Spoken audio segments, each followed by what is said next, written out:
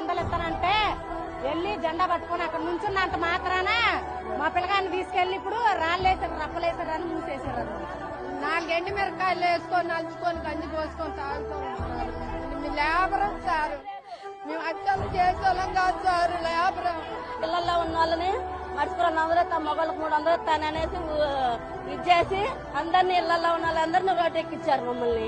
మా పిల్లల్ని తీసుకెళ్తుంది నాయన.